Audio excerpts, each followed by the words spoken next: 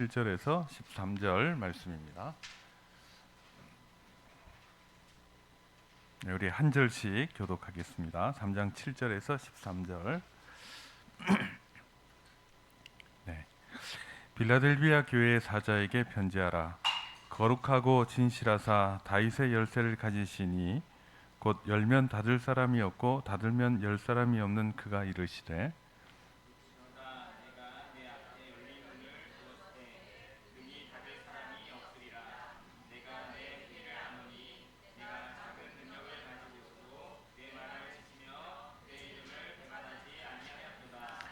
보라 사탄의 회당 곧 자칭 유대인이라 하나 그렇지 아니하고 거짓말하는 자들 중에서 묘지를 내게 주어 그들로 와서 내 발 앞에 절하게 하고 내가 너를 사랑하는 줄을 알게 하리라.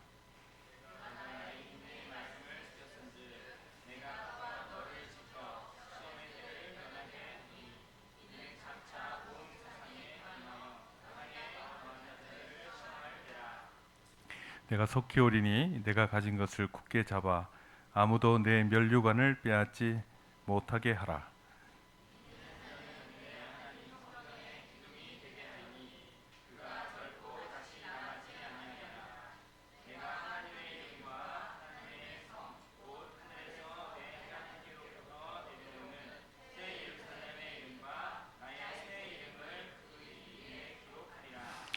귀 있는 자는 성령이 교회들에게 하시는 말씀을 들을지어다. 아멘.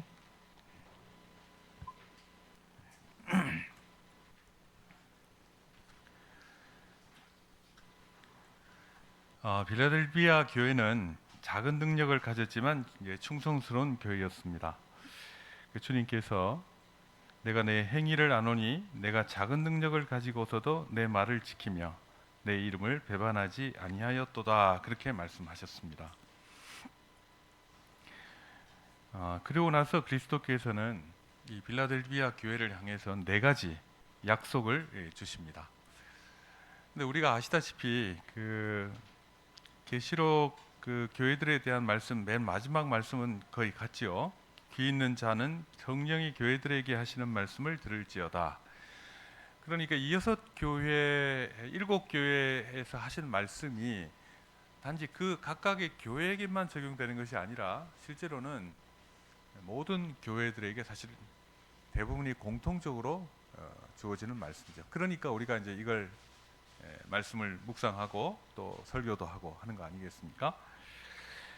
그러니까 그런데 이 빌라델비아 교회에서는 특별히 네 가지의 약속을 주십니다. 그렇다고 하면 이건 곧 우리를 향한 약속인 것이죠. 근데 이제 이 네 가지 중에 처음 두 가지는 빌라델비아 교회에 좀 특화된 약속들입니다. 그렇다고 해서 모든 교회에 적용이 안 되는 건 아니지만 빌라델비아 교회 상황 속에서 하나님께서 주신 약속이고, 뒤에 이제 두 가지는 사실은 빌라델비아 교회를 대표로 해서 사실은 모든 교회들에게 주시는 약속이다, 이렇게 보면 됩니다. 주님께서 각 교회들에게 칭찬도 하시고 또 책망도 하시고, 하지만 항상 거의 대부분의 교회에서는 약속을 주십니다. 약속. 주님께서 약속하신 것을 이루어 주실 것이다 하고 이제 우리에게 약속을 주시는 것이죠. 자, 이 빌라델비아 교회는 주님으로부터 크게 책망받지 않는 교회입니다. 자, 그리고 네 가지 약속을 주셨는데 이제 하나씩 좀 살펴보려고 합니다. 9절, 보라 사탄의 회당 곧 자칭 유대인이라 하나 그렇지 아니하고 거짓말하는 자들 중에서 몇을 내게 주어 그들로 와서 내 발 앞에 절하게 하고 내가 너를 사랑하는 줄을 알게 하리라, 그랬습니다. 빌라델비아 교회가 좀 규모도 작고 미미한 교회라고 했지 않습니까? 근데 특별히 그 유대인들이 굉장히 많은 핍박을 했던 교회인 것 같습니다. 그러니까 규모가 작으니까 또 유대인 공동체는 그 비하면 상대적으로 크지 않겠습니까? 그러면서 뭐라고 얘기하냐면, 여러분 유대인들은 지속적으로 예수님을 메시아로 받아들이지 않으니까, 그러니까 너희들은 왜 우리가 믿고 있는 여호와 하나님에 대한 신앙을 이상한 것으로 만들려고 하느냐. 그러면서 이제 여러분, 예수님 십자가에 못 박아 죽게 하는 것도 그 유대인들의 의도가 있지 않습니까? 그 나무에 달려 죽은 자는 저주받은 자니까. 어찌 메시아가 저주받을 수 있냐? 이제 이렇게 변론을 했을 것이고, 교회들에 대해서 너희는 우리가 믿고 있는 여호와 하나님을 믿는 신앙이 아니라고 했다고 하는 것이죠. 그러나 바울 사도는 오히려 그걸 가지고 메시아임을 증명하죠. 그래서 그 나무에 달려 죽은 자는 저주받은 자가 맞으나 그것이 그 자신의 저주가 아니고 우리 모든 사람을 위한 저주였다라고 이제 바울 사도는 변증을 합니다. 근데 이런 유대인들의 매우 그 강력한 억압, 또 고발하고 괴롭히는 일들, 이런 일들이 이 빌라델비아 교회에 있었다라고 하는 것이죠. 그런데 주님의 첫 번째 약속은 뭐냐 하면 바로 이 유대인들에 대해서 너희가 옳다 하는 것을 내가 증명해 주겠다 하는 말씀이죠. 그들을 비난한 유대인에게서 승리를 얻을 것이라는 의미로 그들로 와서 내 발 앞에 절하게 하고라는 약속을 주십니다. 그 유대인, 너를 괴롭히는 그 유대인 중에 몇 사람을 너희에게 보내가지고 너희한테 절하게 할 것이다. 뭐 경배한다는 뜻이 아니라 너희가 믿는 신앙이 옳다라고 인정하게 할 것이다. 이 말씀입니다. 지난 시간에 말씀드린 대로 이것은 이제 이사야서 60장 14절의 역설적인 성취다 그랬습니다. 이사야서 60장 14절은 이방인들이, 유대인들을 괴롭히던 이방인들이 와가지고 오히려 그들 앞에 굴복하면서 너희가 믿는 신앙이 맞고 너희 하나님이 참 하나님이다라고 인정하게 될 것이다 라는 것이 이사야서 60장 14절의 내용인데, 지금 이제 빌라델비아의 상황에서는 그 반대의 상황이 이루어지는 것이죠. 뭐냐면 유대인들이 사실은 이방인들로 이루어진 빌라델비아 교인들에게 와서 너희 신앙이 옳은 것이다, 이렇게 이제 말하게 한다라는 것입니다. 그러니까 이사야서의 유대인과 이방인의 관계가 여기선 역전되는 것이죠. 역전. 유대인들이 와서 이방인으로 구성된 교회에 와서 너희들이 옳다라고 말한다라는 것입니다. 그러니까 이것은 그 참된 신앙, 천지를 창조하신 하나님에 대한 올바른 신앙이 유대인들에게 있는 것이 아니라 교회에 있다라고 하는 것을 말씀하고 있는 것이죠. 그러니까 우리 여기 있는 우리 교우들, 성도님들의 신앙을 주님께서는 뭐라고 말씀하시냐면 옳다, 너희 신앙이 맞다 이렇게 말씀하시고, 너희가 믿는 메시아 예수 그리스도가 참 메시아이다라고 이제 말씀하고 계시다 그 말입니다. 그것을 사람들에게 보여주겠다. 유대인들이 와서 절함을 통해 가지고 확증해 주겠다 이렇게 말씀하시는 겁니다. 그러면서 이제 여기 뭐라고 얘기하시냐면 이 유대인들을 사탄의 회당이라고도 하고 거짓말하는 자들이라고 얘기하고 계십니다. 왜 유대인들이 거짓말하는 자냐라고 하면 그들은 참되신 메시아이신 예수 그리스도를 부인함으로써 하나님의 은혜로운 경륜이 예수 그리스도를 통해서 주어졌다 하는 진리에 대적했기 때문입니다. 그들은 여호와를 믿는다고 하지만 그들은 잘못된 메시아, 이제 예수 그리스도를 인정하지 않으므로 그들의 주장이나 신앙은 잘못된 것이다 하는 것입니다. 그래서 그들은 자신이 언약 백성이라고 하는 표로서 할례를 받고 있었지 않습니까? 할례를 받고 이것이 언약 백성의 표다. 우리가 할례를 받지 않냐? 너희는 할례도 안 받지 않냐? 이제 이렇게 얘기를 하는 것이죠.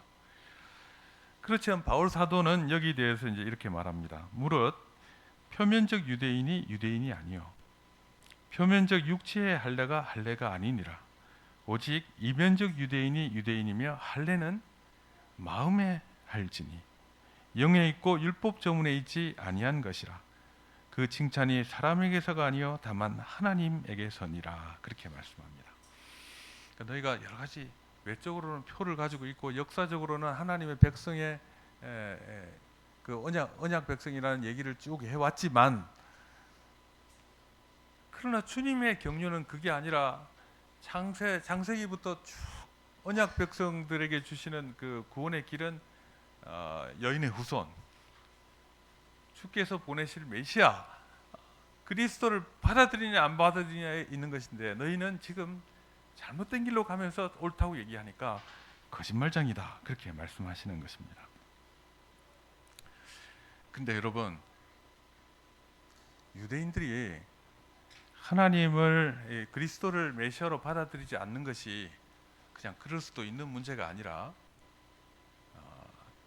그렇게 하면서 하나님을 믿는다라고 하는 것은 악한 일이죠. 대단히 중요한 문제입니다. 그래서 사탄의 회 모임이다 이렇게 말하는 것처럼, 하나님을 얘기하면서 하나님이 아닌 것을 실제로 추종하는 자들은 악한 자들이란 말입니다. 우리가 비슷한 어떤 종류의 사람이 아니라 대적하는 자고 사탄의 회다 이렇게 말씀하시는 것입니다. 그러니까 우리가 신앙생활을 한다고 하면서도 하나님의 올바른 말씀의 경륜을 따라온 메시아를 믿지 아니하고 자기의 나름대로 잘못된 신앙을 가지고 그것을 주장하고 또 설파하는 자들이 있다 그러면 그것은 하나님 앞에 큰 죄다, 큰 죄다 하는 것입니다. 자, 그러니까 우리 시대에도 하나님의 진리에 대해서 무관심하면서 외형적인 성공만을 가지고 하나님의 뜻을 이루는 교회라고 자랑하는 자들이 있습니다.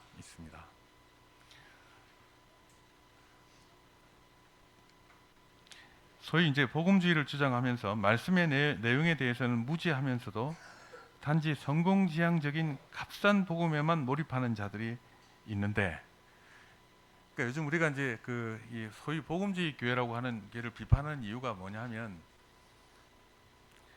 그들이 하나님께서 주신 말씀의 내용에 대해서 깊이 가르치지 않는다는 거예요. 지극히 간단하게 예수 믿으면 구원받아 이렇게 가르치고 그 외의 것들에 대해서는 가르치려고 하지 않는 것이다, 그 말이죠. 이제 이렇게 되면 어떤 일이 생기냐면, 너무 단순하게 성경에 있는 그 진리들을 가르치지 아니하고 그냥 간단하게 예수 믿으면 구원받아 이 정도만 가르치면서, 물론 그거 믿고 구원받은 사람도 있습니다. 있습니다만, 그렇게 말씀의 깊이를 가르치지 아니하고 하나님 말씀의 풍성함을 가르치지 아니하는 자들은 어떻게 되냐면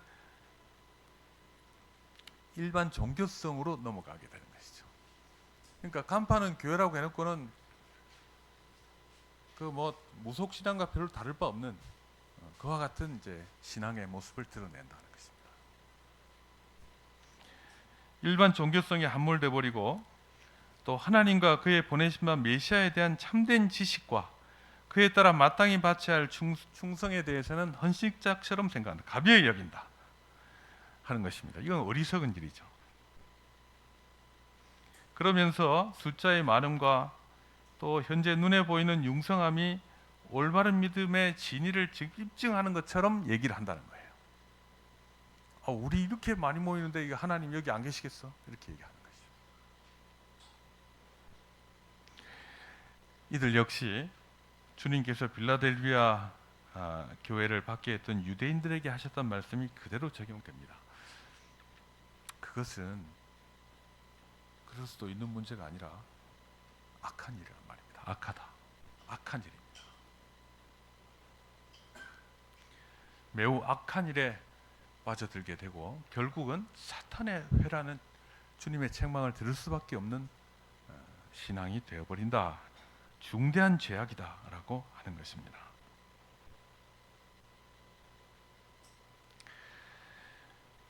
그러므로 이제 유대인의 박해와 공격 속에서도 충성을 다했던 빌라델비아 교회는 주님께서 유대인이 아니라 너희가 참된 신앙을 가지고 있다는 이 약속을 통해 가지고 그들이 참 하나님의 백성임을 확고하게 입증해 주신다라고 하는 것을 이제 우리 이 말씀을 통해서 알 수 있습니다.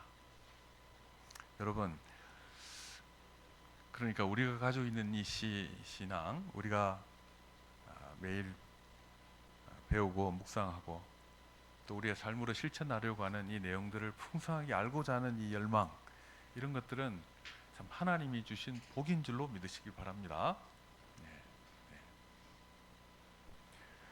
네. 제가 몇 번 얘기해 주세요. 저희 교회 개혁주의 처음 하니까 한 어르신이 와가지고 개혁주의 그 언제부터 시작된 거야? 물어봐요. 그래서 제가 어떤 프로그램인 줄 아시는 거예요. 그래서 제가 이게 원조예요.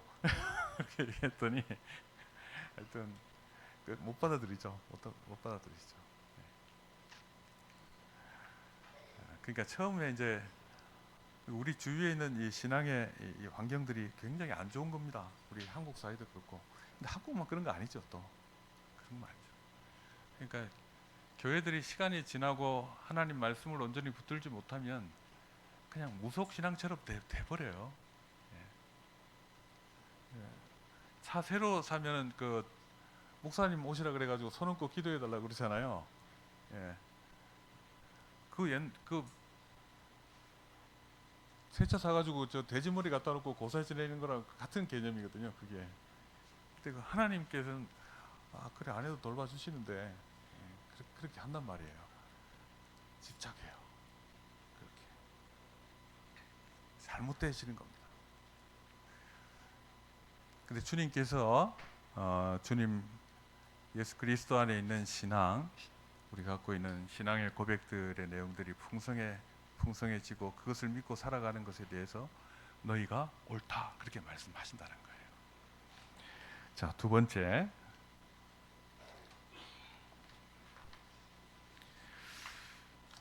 우리 같이 한번 읽어보겠습니다. 10절 같이 한번 읽어보겠습니다. 자, 시작. 내가 나의 인내의 말씀을 지켰은즉 내가 또한 너를 지켜 시험의 때를 면하게 하리니 이는 장차 온 세상에 임하여 땅에 거하는 자들을 시험할 때라. 그러니까 이거는 시험의 때를 면하게 해주시겠다라고 하는 겁니다. 네. 지난주에 말씀드린 대로 이제 나의 인내의 말씀이라고 하는 것은 너희가 참으라, 인내하면서 잘 이겨내라 그런 뜻이라기보다는 그리스도의 인내하심, 그리스도의 복음을 이제 말하는 것이죠. 이런 자들을 이제 지켜서 시험의 때를 면하게 해주겠다 그렇게 말씀하신다는 것입니다. 여러분, 이 시험의 때라고 하는 것이 요한계시록에는 시험의 때라고 하는 것이 굉장히 중요하죠. 요한계시록 풀 때 중요하게 생각하죠. 근데 시험의 때는 두 가지 국면이 있습니다. 시험의 때에 일어나는 일이 두 가지입니다. 두 종류가 있습니다. 하나는 뭐냐면 하나님의 심판이 적그리스도와 또 그 적그리스도의 추종자들과 또 하나님을 대항하여 만들어 놓은 반역적이고 배교적인 문화 위에 하나님의 심판이 내려지는 때, 그게 이제 시험의 때의 한 국면이죠. 둘째 국면은 뭐냐면, 그러니까 악인들을 향한 하나님의 저주의 심판이 내려지는 것이 이제 이 시험의 때의 모습이라고 하면, 둘째 국면은 뭐냐면 하나님의 심판이 충성스럽게 믿음을 지킨 자들에 의해서 보호되어지는 것, 그 시험의 때를 보호하는 것, 그것을 말씀하시는 것입니다. 그러니까 여러분, 지난주에 중복돼서 말씀드리는데 시험의 때 우리가 여기 세상에 있는 것이죠, 여러분. 그리고 이제 말하자면 환난의 때 우리는 이 세상에 남아 있는 것입니다. 그렇죠? 만약에 우리가 말하자면 휴거 돼가지고 하늘로 올라가 있으면 그 이후에 뭐 나타나는 것처럼 보이는 구절들은 우리와 의미가 없죠. 우리와 관계가 없잖아요. 근데 그게 아니라는 것을 이제 성경 전체의 흐름도 그리하고 계시록도 이제 묵상해 보면 그러하다 하는 것입니다. 그러니까 여러분, 이 종말의 시험, 그 종말의 환난이라고 하는 것은 여러분 마지막 때가 올 때 점점 더 이제 극심해지고 더 하나님의 저주가 심하게 이제 세상 가운데 허보지는 건 사실이지만 지금도 역시 그 한 부분을 맞이하고 있는 것이다 그 말이에요. 그러니까 뭐 특별히 다른 어떤 것이 있는 것이 아니라 우리가 바로 종말을 살고 있는 것이라 그 말이에요. 네. 자, 그런 관점에서 이제 이 주님의 약속, 시험의 때를 면하게 하시겠다 하는 말씀은 무슨 말이냐면, 시험의 때를 면하게 한다는 이 말에 대해서 이제 너희가 이 시험을 당하지 않고 구출해 주겠다, 이 시험을 피하도록 해주겠다, 하늘로 끌어올려 주겠다, 그런 의미로 보는 사람들이 있고, 반대로 그 시험의 때를 이길 수 있도록 우리를 돌봐주시겠다 하는 이제 부분으로 해석하는 사람이 있습니다. 여러분 어느 쪽이 옳은 것 같습니까? 저도 이렇게 살다 보니까요, 저도 이제 젊었을 때는 이렇게 불안정하고 말이죠, 사는 것도 힘들고 이렇게 왜 이렇게 고난이 심한가 이렇게 생각을 했어요. 좋아지겠지. 저도 이제 꽤 나이가 이제 들어가지고 이제 올해 환갑이에요 제가. 환갑인데 그러니까 달라진 게 있냐? 전혀 없습니다. 그런 건 있어요. 그런 거 있어요. 그러니까 나이가 들면서 이제 배우는 게 뭐냐면, 여러분 사춘기 때 보면 그 부모님들한테 원망 많이 하잖아요, 그죠? 그죠? 예. 아니 나 좀 학원도 좀 잘 보내줬으면 좋은 데 갈 건데, 근데 그럴 가능성이 별로 없을 것 같아요. 안 그래도 잘하는 사람 잘하고 그러잖아요. 근데 시간이 지나니까 저도 사춘기 때 이제 저희 아버님하고 굉장히 대화가 없어가지고, 저는 이제 사춘기 때 아버지랑 터놓고 얘기한 적이 한 번도 없어요. 그러니까 막 속으로는 아버지 티 원망하고, 아버지가 왜 저러지? 뭐 이렇게 하고, 나는 그래 안 할 거야. 웬걸요, 나도 마찬가지인데요. 근데 오히려 제가 한 40대, 50대 지나면서 느껴지는 게 뭐냐면, 나는 50대 된 우리 아버지를 원망하면서 살았는데 지금 내가 50이 돼 보니까 여전히 불안정하고 성질 못 죽이고 이해심 부족하고 말이죠. 또 내가 생각해 보니까 우리 아버지는 대단한 분 같아요. 네. 그런 것들을 이제 배우는 것이죠. 그러니까 이제 우리의 삶이라고 하는 것은 희망을 가지고 사는 건 맞습니다만, 우리가 당하는 삶의 문제들은 종류와 모양이 바뀌지만 동일하게 우리에게 찾아옵니다. 그리고 어떤 사람들은 좀 큰일을 당하기도 하죠. 뭐 큰 병에 걸린다거나 뭐 사고를 당한다거나 하죠. 근데 그렇지 않다고 해도 삶이라고 하는 문제는 어려운 일이고, 신앙으로 또 그걸 헤쳐나간다고 하는 것은 굉장히 힘겨운 일인 것이 맞습니다. 그러니까 왜 이러지? 이렇게 생각하지 말고, 우리의 삶이란 건 원래 그런 것이구나. 자, 그러면서 이제 주님께서 이 세상을 향해서 심판하신다고 하시는 거 있잖아요. 그것도 맞잖아요, 여러분.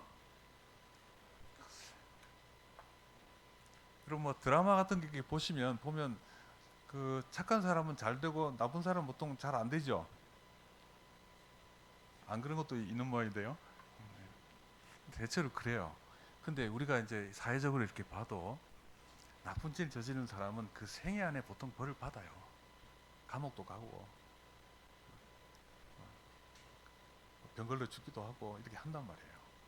그러니까 하나님께서 이 세상 가운데 하나님의 진노하심, 심판을 안 행하시느냐? 행하십니다. 지금도 행하고 계십니다. 그러니까 우리가 이제 이 와중에 있으면서 주님께서 뭐라고 말씀하시냐 하면, 인내의 말씀을, 주님의 인내의 말씀, 구원의 복음의 말씀을 잘 듣고 행함으로 살아가라. 그러면 내가 이 시험의 때를 면하게 해주겠다, 이렇게 말씀하시는 겁니다. 자, 그래서 이제 우리 주님께서 여러분 그 보면 요한복음 17장 15절 그 있죠, 밑에 성경 말씀. 내가 비옵는 것은 그들을 세상에서 데려가시기를 위함이 아니요 다만 악에 빠지지 않게 보존하시기를 위함이니이다, 그렇게 말씀하셨습니다. 그러니까 여러분, 우리 살아가는 동안에 문제 없는 날은 없다, 환난이 없는 날은 없다. 그러나 주님께서 어떻게 하신다고요? 우리를 보존하기 위해서 돌봐주신다라고 하는 약속입니다. 시험의 때를 면하게 하신다 하는 말은 바로 그와 같은 약속이죠. 그러니까 우리 종말론적으로 볼 때도 이걸 어떤 뭐 시험을 완전히 피할 수 있는 초자연적인 어떤 사건이 종말과 다르게 또 달리 일어나는 것이 아니라 주님이 오시면 해결돼요. 그 전에 우리의 삶은 항상 이 고난과 맞닥뜨려 사는 삶이다 하는 것을 여러분 아셔야 합니다. 네. 그래서 주님의 보호하신다는 말은 육체적인 보호가 아니라 영적인 보존이다. 교회를 향한 보존이다. 여러분 우리의 삶이 힘들고 어렵지만 여러분 이 추운 수요일날 여러분 나와 앉아 계시잖아요. 그렇죠? 여러분 대단하시죠, 그죠? 대단한 생각하면 안 되고 주님의 은혜인 줄 아시길 바랍니다. 예? 그렇지 않아요? 네, 그렇습니다. 그래서 보면 이제 계시록 6장 9절부터 나오는 말씀이 있어요. 거기 보면 순교자들이 그 계시록에 보면 이제 주님께 기도하는 내용이 나오는데, 자, 이 9절에 다섯째 인을 떼실 때 내가 보니 하나님의 말씀과 그들이 가진 증거로 말미암아 죽임을 당한 영혼들이 제단 아래에서 큰 소리로 불러 이르되 거룩하고 참되신 대주자여 땅에 거하는 자들을 심판하여 우리 피를 갚아주지 아니하시기를 어느 때까지 하시려나이까 하니 각각 그들에게 흰 두루마기를 주시며 이르시되 아직 잠시 동안 쉬되 그들의 동무 종들과 형제들도 자기처럼 죽임을 당하여 그 수가 차기까지 하라 하시더라. 그러니까 순교당한 자들이 언제까지 이제 우리 원수를 안 갚아주시겠습니까? 그러니까 주님께서 뭐라고 하시죠? 아직 좀 더 순교 당해야 된다. 그래 말씀하시잖아요. 좀 더 순교 당해야 된다. 그러니까 세상에 있는 자들은 항상 이 죽음과 같은 고난 속에 살아가는 것이다. 그 후에 주님께서 오시면 모든 것은 바로잡아진다. 그러나 그때까지는 그것을 견디며 살아야 되는 것이다. 그렇게 말씀하고 계신 것입니다. 자, 그러니까 시험의 때를 면한다는 것은 무슨 말씀이죠? 우리를 시험 가운데서 보호하신다. 어려움이 있지만 이걸 이기도록 해주신다라고 하는 것이에요. 할렐루야. 주님을 찬양합시다. 잘 이겨낼 수 있을 것입니다. 예? 이따가 이제 저 교회 몇 달 안 나오고 하는 사람들 있을 수 있죠. 그래서 주님의 백성들은 반드시 보존하신다는 걸 믿으시고 또 기도해 주시기를 바랍니다. 자, 근데 11절 말씀이 있어요. 11절 말씀 뒤에 은혜와 책임의 문제인데, 자, 내가 속히 오리니 내가 가진 것을 굳게 잡아 아무도 내 면류관을 빼앗지 못하게 하라. 그리 말씀하시죠. 나는 속히 이제 주님께서 속히 오시는데 네가 가진 것을 굳게 잡아서 아무도 너의 면류관을 빼앗지 못하게 하라. 이렇게 말씀하시는 것입니다. 그 성도들이 지속적으로 노력해야 될 부분이 있다는 것을 말씀하시는 것이 맞아요. 내가 가진 면류관을 빼앗지 못하게 하라 한 것이니까요. 자, 그런데 만약에 주님께서 우리를 구원하시는데 은혜를 주셔가지고 우리를 구원하셨는데 그걸 우리가 열심히 안 하면 이걸 다 잃어버리게 된다라고 하면 결과적으로는 어떻게 되죠? 하나님의 은혜가 실패하는 것이잖아요. 그런 일이 있을까요? 없을까요? 없죠. 없는 것이죠.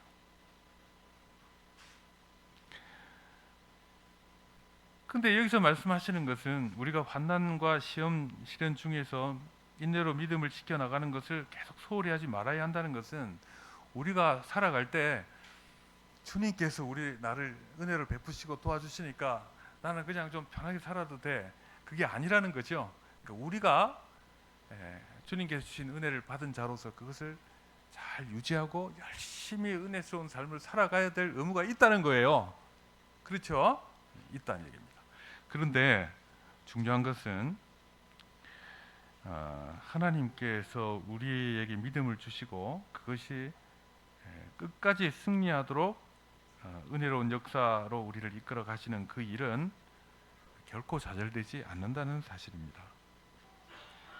그리스도 안에서 우리가 의롭다 하심을 받는 것도, 또 우리의 신앙이 지속적으로 유지돼서 또 주님을 버리지 아니하고 신앙 가운데 살면서 구원의 완성에 이르게 되는 것, 이 모든 것이 궁극적으로는 하나님의 일이라는 거예요. 그러니까 우리가 이걸 흔들림 없이 믿어야 하는 것이 맞지요. 그러니까 그럼에도 불구하고 그러니까 나 마음대로 살아도 돼, 그건 아니라는 겁니다. 그러니까 이제 약간의 긴장이 있어요. 그러니까 이런 거 있는데, 그러니까 우리가 열심히 안 하면 하나님께서 실패할 거야, 이거 아니라 그랬죠. 실패 가운데 다시 이렇게 세운다 그랬잖아요. 그렇게 하지만 신자로서의 가져야 될, 또 종말을 살아가는 신자로서의 올바른 자세는 뭐냐면 주님의 이 은혜를 깨닫고 열심히 주님 안에서 싸워 나가는 것, 그게 신자의 삶의 모습이라는 거예요. 그러니까 우리 그걸 위해 기도하는 것이죠. 그렇죠? 그러니까 주님께서 내 구원을 뺏어가시지 말아 주십시오, 그렇게 기도하는 것이 아니라 주님의 은혜를 잘 지켜서 승리하게 해주십시오, 이렇게 기도해야 된다라고 하는 것입니다. 그래서 이걸 이제 잘못 조금만 이게 이제 삐뚤어지면 이제 이상한 것이 돼버려요. 그래서 예수 믿는 사람이 그래 살아도 되겠습니까? 그래 살면서 그 구원받았다고 할 수 있어, 이렇게 되면 이제 뭐가 되냐면 공포스럽게 되죠. 근데 우리 주님은, 근데 우리 힘으로는 구원받을 수 있는 길이 실제로는 아무것도 없어요. 지금까지 우리의 믿음을 지켜오신 것도 하나님이시고 또 우리의 구원을 성취하시는 분도 하나님이십니다. 그러나 은혜 받은 자면, 올바른 자면 더 열심히 주님을 섬겨야 되죠. 그렇죠? 여러분, 그 국민소득이 4만 불 지나면 기독교가 맥이 없어진다 그러죠. 그렇죠? 예. 4만 불 부자가 되면 신앙생활 열심히 안 한대요. 교회가 덩덩 비기 시작하고, 유럽 교회도 그렇고 미국 교회도 그렇고 그렇잖아요. 그죠? 근데 보십시오. 아니, 잘 살게 해주시면 하나님을 더 잘 믿어야 되지 않나요? 그렇지 않나요? 하나님 이렇게 은혜를 베풀어 주셨는데 내가 더 열심히 살아야지, 이렇게 해야 되죠. 근데 보통 사람이 어떻게 됩니까? 먹고 살만해. 그러니까 이렇게 생각하죠. 내가 잘해서 이런가 봐. 신앙이 어린 사람, 신앙이 좀 큰 사람들은 뭐라 그러냐면 내 신앙이 좋아서 지금 잘 되고 있는 거야, 이렇게 생각하는 거죠. 그 왜 그러냐면 인간의 죄성이 그런가 봐요. 하나님이 주신 은혜를 받았으면 감사해야 되는, 더 열심히 해야 되는데 이제 됐어, 잘하고 있어, 더 바랄 게 없어, 이렇게 하면서 신앙이 그냥 추락하고 처음에 열정도 사라지고 그렇게 된다는 겁니다. 여러분, 이제 우리 교회는 요 다음 거 했거든요. 그 라우디게아 교회죠. 거기 보면 이제 덥든지 차든지 하라 그러시잖아요. 미지근하면 어떻게 하시겠다고요? 토해버리겠다. 주님께서 혐오스럽게 생각하시는 거예요. 그러니까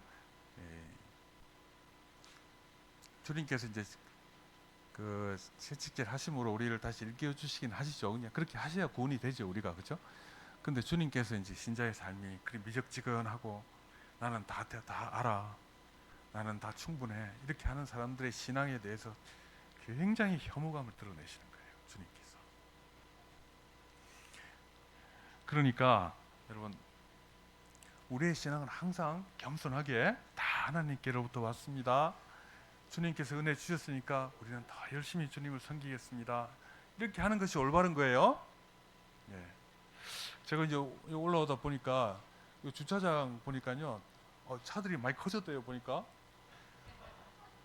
저는 아직 경차 타고 다니는데 여러분 감사하십시오. 감사하십시오. 제가 보니까 왜 차가 커졌나 하니까 우리 어린이들 싣고 다니려면 커야지. 얼마나 감사해요, 여러분, 그죠? 예, 더 감사하며 사는 것이 신자의 삶입니다. 자, 이제 세 번째는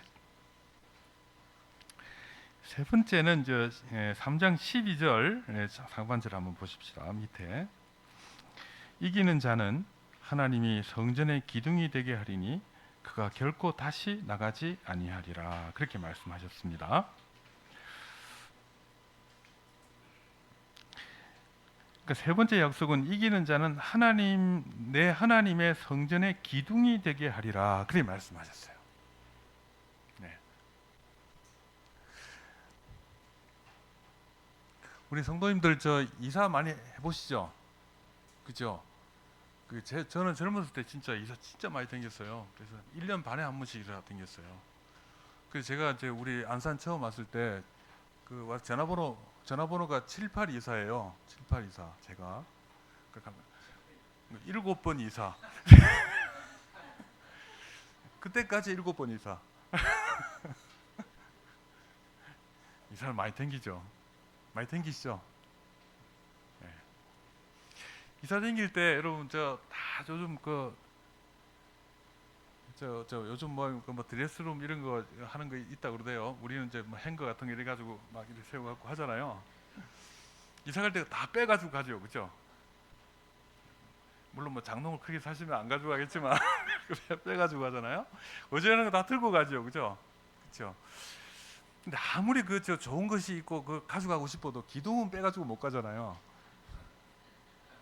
그렇잖아요. 기둥이 되게 하시겠다는 거예요.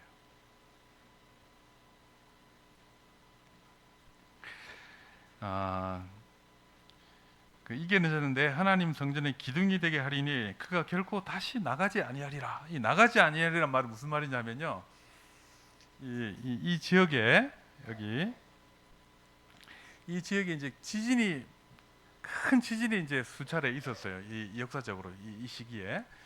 그래가지고 지진이 많이 일어나고 막 있으니까 도시의 건물들이 다 무너지잖아요. 그러니까 사람들이 어디로 대피할까요? 들판으로 대피하죠. 지금 건물이 무너지면 깔리잖아요. 그러니까 이제 도시 밖으로 많이 나와가지고 하니까 이 도시가 황폐하게 되죠. 이런 경험들이 있어요. 지금 무슨 교회 하고 있죠, 우리? 예? 빌라델비아 교회. 예, 있어요. 그러니까 여기 말씀은 나가지 아니야. 다시는 나가지 아니하리라. 이 말은 이제 그와 같은 그 모든 그 천재지변 같은 거에 대해서 너희를 내가 지켜주겠다, 그 말이에요. 나가지 않아도 되게 해주겠다. 그러니까 안정성이죠. 안정성이 있는 것이죠. 안정과 영구성을 의미하는 것입니다. 근데 이 기둥이 어디 기둥이냐면 내 하나님 성전의 기둥이에요. 여러분, 하나님의 그 성전은 예루살렘에 있는 거는 지진이 날 수 있습니다만 하늘나라에 있는 그 성전에 지진이 나고 그렇게 하겠습니까? 안 하겠습니까, 여러분? 안 일어나죠. 그러니까 성전의 기둥이 되겠다는 것은 영구적인 안정성, 결코 무너지거나 바뀌어지지 않는 것, 그것을 내가 해주겠다, 이제 이런 의미가 됩니다. 근데 그런 의미만 있느냐 하면 그게 아니라는 거예요. 보통 우리가 이제 이 역사적인 상황 속에서 성경 해석할 때 도움을 받습니다. 여러분, 성경 해석하는 이유는 그 시대의 문화나 언어나 그 사고 방식이 다르기 때문에 그때 이 사실을 어떻게 느꼈는가를 가지고 우리 시대에 해석을 해가지고 우리에게 적용하잖아요. 그게 성경 해석이고, 성경은 해석이 필요한 책이거든요. 근데 이제 이때 당시에 이 빌라델비아 교인들이 기둥이라고 했을 때 어떤 의미를 가졌겠느냐라고 할 때, 신앙적으로 성경을 깊이 묵상하는 자들은 이 기둥이라고 하면 일반적으로 왕의 대관식을 그 이미지로 띄어 올리게 돼 있다고 합니다. 구약을 잘 아는 사람들은. 그래서 이제 이 성경의 기둥이라고 하는 것은 왕의 대관식을 암시한다라고 성경을 해석하는 학자들은 그렇게 얘기를 합니다. 그러니까 이 기둥이라고 할 때는 큰 하나님의 성전, 또 그 안에 큰 예배, 모든 백성들이 모이는 예배가 진행되고 있는 것을 마음속에 그려야 돼요. 자, 그렇게 되면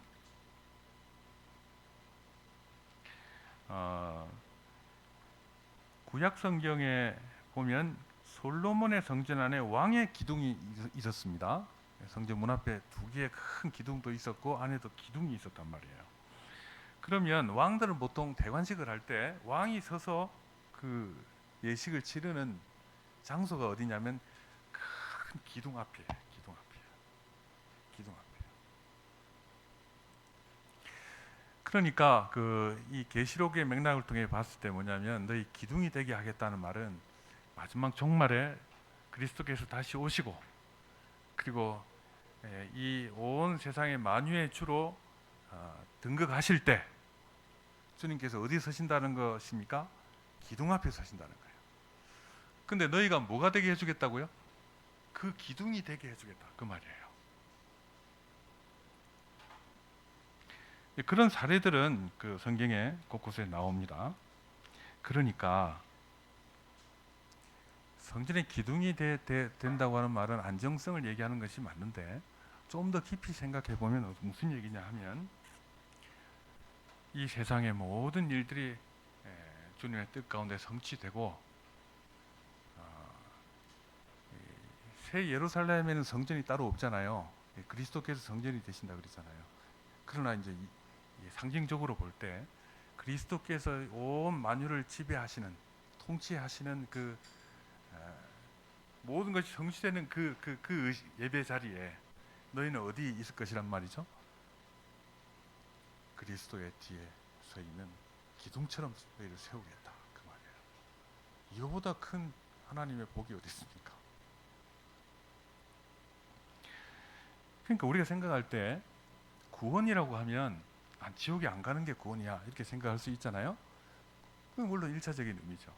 그러나 성전의 기둥이 되게 하겠다는 약속은 무슨 말이냐면 너희가 구원받을 뿐만 아니라 주님께서 다시 오시고 만유가 그리스도 안에서 통일되어지고 그리스도의 통치가 온 만유 가운데 이루어질 때 너희도 그 하나님의 통치의 한 직분을 맡아서 섬기게 될 것이다 그 말이에요. 기둥과 같은 역할을 할 것이다. 여러분 우리 신약에도 기둥과 같은 사람들이 있죠. 사도들 있잖아요. 그죠?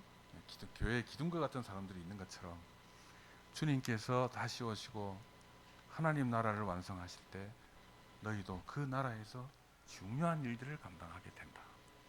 그러니까 우리는 죽음을 면했으니까 됐어. 그게 아니고 하나님께서는 그 이상을 생각하시는 거예요. 그러니까 여러분들도 저 하나님 앞에서 하나님의 온전한 통치가 이루어질 때 그 통치의 한 부분을 맡아서 섬기게 될 것이고 그것은 우리에게 그 무엇과도 비교할 수 없는 큰 기쁨이 될 것이다 그 말이에요.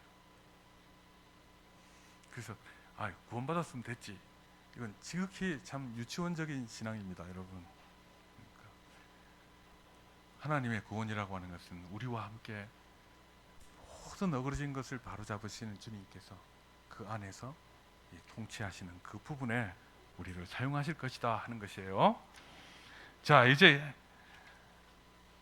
네 번째는 너의 이마에 내 이름을 기록하겠다 그렇게 말씀하시는 겁니다. 자, 우리 12절 뒷부분 같이 한번 읽어보겠습니다. 자, 시작. 내가 하나님의 이름과 하나님의 성 곧 하늘에서 내 하나님께로부터 내려오는 새 예루살렘의 이름과 나의 새 이름을 그 위에 기억하리라. 기둥이 있으니까 보통 기둥에다가 그러면 이름을 기록하시겠다는 것처럼 생각하는데 그거 아니죠. 물론 기둥이니까 우리가 기둥이니까 우리 이마에 기록하면 기둥에 기록하는 것이다 이렇게 생각할 수 있는데 그런 의미가 아니라 인치는 걸 말해요. 인치는 거. 여기 이름이 세 가지 이름이 나오죠, 여러분. 첫 번째는 하나님의 이름, 그죠? 두 번째는 하나님의 성 곧 하늘에서 내 하나님께로부터 내려오는 새 예루살렘의 이름, 그죠? 세 번째는 나의 새 이름, 그렇게 세 가지 이름이 기록될 것이다, 그렇게 말씀하십니다. 그러니까 이제 이 말씀은 첫째 이제 성전의 기둥과 같은 이기는 자들의 이마에 하나님의 표를 받게 될 것이다, 그 말입니다. 사탄의 표, 짐승의 표가 아닌 그리스도의 표가 그 이마에 새겨질 것이다 하는 것입니다. 여러분, 이마에 이름을 새긴다는 것은 그 계시록에 여러 번 나옵니다. 여러분 나옵니다. 그래서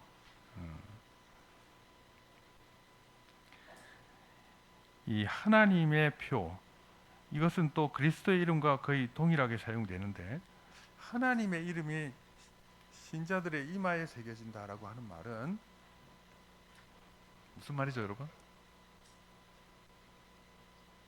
그들이 하나님께 속한 자들이다, 하나님의 소유다 하는 그런 뜻이에요. 하나님의 소유다. 자, 거기 보면 계시록 14장 1절에 보면 또 내가 보니 보라 어린 양이 시온산에 섰고 그와 함께 14만 4천이 서 있는데 그들의 이마에는 어린 양의 이름과 그 아버지의 이름을 쓴 것이 있더라, 그렇게 말씀하셨습니다. 자, 그러니까 너희가 주님을 올바로 섬길 때 하나님의 이름을 너희 이마에 새겨주겠다. 지금도 이제 우리가 하나님께서 우리에게 표를 주셨지요, 그죠? 그래서 우리가 세례도 받고 이렇게 합니다만, 마지막 날에 만약에 마지막 간데 내가 너 잘 모르겠다 이렇게 하면 얼마나 우리가 절망스럽겠습니까? 그러나 주님께서는 이기는 자들에게는 반드시 그 이마에 하나님의 이름을 새겨주겠다, 그래 말씀하십니다. 우리는 하나님께 속겠다는 것이죠. 두 번째는 새 예루살렘의 이름이 새겨질 것이다 그랬죠. 그러니까 이것은 이제 종말에 모든 것이 성취된 다음에 하나님의 도성, 하나님의 도성의 시민이 되게 해주겠다라고 하는 것이죠. 이 세상의 것과 비교할 수 없는 하나님의 도성에 들어가서 그 하나님의 백성이 되고, 하나님께서는 그들과 함께 사시는, 하나님과 함께 살아가는 삶이 우리에게 주어질 것이다 하는 것입니다. 마지막으로 그리스도의 새 이름이라 그랬습니다. 새 이름은 그리스도의 온전한 계시를 말하는 것입니다. 온전한 계시. 우리는 하나님에 대해서 사실은 우리가 필요한 만큼은 알 수 있지만 하나님에 대해서 다 모르죠, 그렇죠? 그러니까 우리의 한계도 있기 때문에. 그런데 그때는 우리에게 감춰져 있는 하나님의 모든 모습들이 우리에게 드러나고, 우리가 그것을 보면서 하나님을 더 열심히 찬양하고 영광을 돌리게 될 것입니다. 지금은 거울을 보는 것 같이 희미하나 그때는 얼굴과 얼굴을 대하여 볼 것이고, 지금은 내가 부분적으로 하나 그때는 주님께서 나를 아신 것 같이 내가 온전히 알리라 그랬습니다. 그러니까 지금 우리가 알고 있는 그 그리스도의 영광스러움도 큰 것이지만, 영원한 나라에 들어가서 그분을 알게 됐을 때 그분의 새 이름이 우리 가운데 펼쳐진다라고 하는 것이죠. 그러니까 여러분, 천국에 가서도 우리는 배워야 할 것이 많습니다. 그리고 알아야 할 것이 많고, 또 우리는 평생 주님을 알아가는 기쁨 속에 영원히 이렇게 살아가게 될 것입니다. 자, 그러니까 여러분, 이 빌라델비아 교회가 작고 미미한 교회였으나 주님을, 그 가운데서도 주님을 온전히 섬기고 살아갈 때 너희가 이 세상에서도 너희가 참 하나님의 백성인 것을 인정해 주겠다. 유대인들이 와서 무릎 꿇고 경배함을 통해서, 경배가 아니고 이제 무릎 꿇고 신앙을 인정함을 통해서 그렇게 해주겠다. 그 다음 이 세상 사는 환난 가운데서 너희를 보존해 주겠다. 보존해 주겠다. 두려워하지 말아라. 세 번째는 천국에서 너희는 그 성전의 기둥이 되게 해주겠다. 천국에서의 놀라운 삶이 너희에게 있다. 마지막으로 천국에서 너희는 내 것이고 또 하나님과 임마누엘 되시는 하나님과 온전히 동거하는 삶을 살게 될 것이다. 그것은 우리가 생각하는 것 비교할 수 없는 것이 될 것이다 라고 약속하고 있습니다. 그러니까 이것이 곧 빌라델비아 교회만을 위한 약속이겠습니까?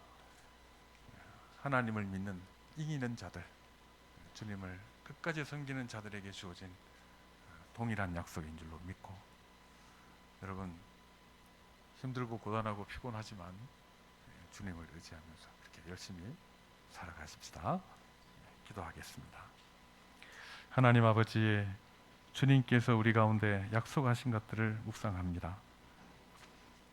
우리는 좁고 우리 생각도 어려서 눈에 보이는 것들만을 구하고 또 닥치는 당면한 어려움에서 구원해 주시기만을 구하지만, 주님께서는 그 이상의 것을 우리에게 약속하고 계시고 영원한 나라에서 하나님과 함께 살아갈 그 놀라운 영광을 우리에게 약속하고 계신 것을 우리가 봅니다. 힘들고 어려울 때도 있지만 하나님을 바라보고 주님께서 약속하신 것을 붙들고 승리하며 살아가는 저희들이 되도록 주님 우리를 붙들어 주시옵소서. 예수님의 이름으로 기도하옵나이다. 아멘.